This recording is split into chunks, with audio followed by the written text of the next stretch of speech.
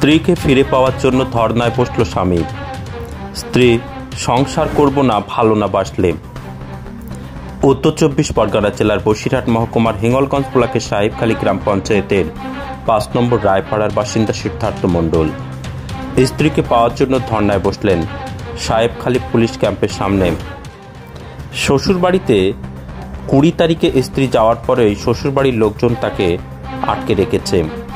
বেশ কিছুদিন ধরে স্ত্রীকে আসার কথা বললেও সে আর আসে না।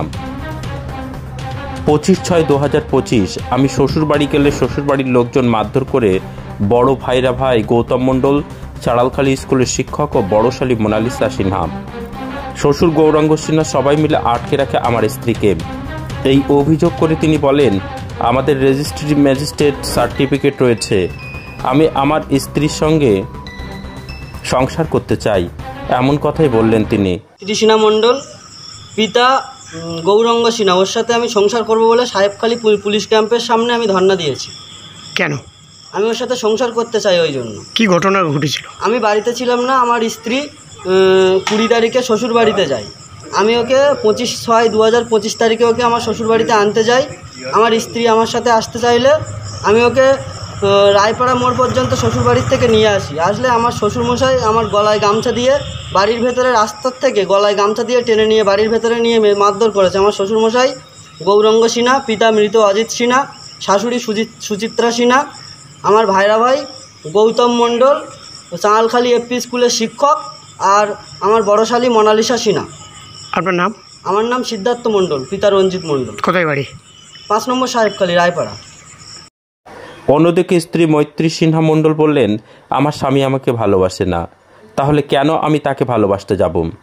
তার বাবার বাড়ি থাকলে হবে না, আমার বাড়িতে এসে ওকে থাকতে হবে, তবেই আমি তার সঙ্গে সংসার করব, না হলে আমার সংসার করার কোনো ইচ্ছাই নেই। তাহলে প্রশ্ন হচ্ছে, এই সংসারের পেছনে অন্য কোনো কারণ আছে, না স্বামী স্ত্রীর কারুর বিবাহ বহির্ভূত সম্পর্ক রয়েছে, যার কারণে এই পরিণতি আজ এই সংসারে? এই ঘটনায় স্বামী সিদ্ধার্থ মণ্ডল হিঙ্গলগঞ্জ থানায় স্ত্রী ও স্ত্রীর বাপের বাড়ির বিরুদ্ধে লিখিত অভিযোগ দায়ের করেছেন। স্ত্রীকে ফিরিয়ে পেতে সেই অভিযোগ পেয়ে তদন্ত করতে গিয়ে পুলিশ দেখতে পায় সিদ্ধার্থ মণ্ডলের শ্বশুর বাড়ির লোকজন পলাতক। তাদের খোঁজে তল্লাশি শুরু করেছে পুলিশ। এই ঘটনায় এলাকায় যথেষ্ট উত্তেজনা সৃষ্টি হয়েছে। কিন্তু এখন তো পাওয়ার জন্য ধর্ণা দিচ্ছে। এখন পাওয়ার জন্য ধর্ণা দিল, তাহলে ওর বাবা মার কাছে আছে কেন? আমি যেখানে আছি সেখানে থাকার কথা ছিল, ও ওখানে ওর বাবা মার কাছে আছে কেন? ওর বাবা আমাকে মারধর করেছে, তাহলে ওর স্বামী হিসেবে কি কর্তব্য? আমার পাশে থাকা, আমার সাথে থাকা, তাহলে ওর বাবা মার কাছে কেন আছে? আমি আর ওখানে যেতে চাই না, আমার সংসার ধর্ম করার কোনো ইচ্ছা নেই, কারণ আমার জীবনের আশঙ্কা আছে, আমি সংসার করতে চাই না। আর যে স্বামী আমাকে চায় না তাকে আমি কিভাবে চাইবো?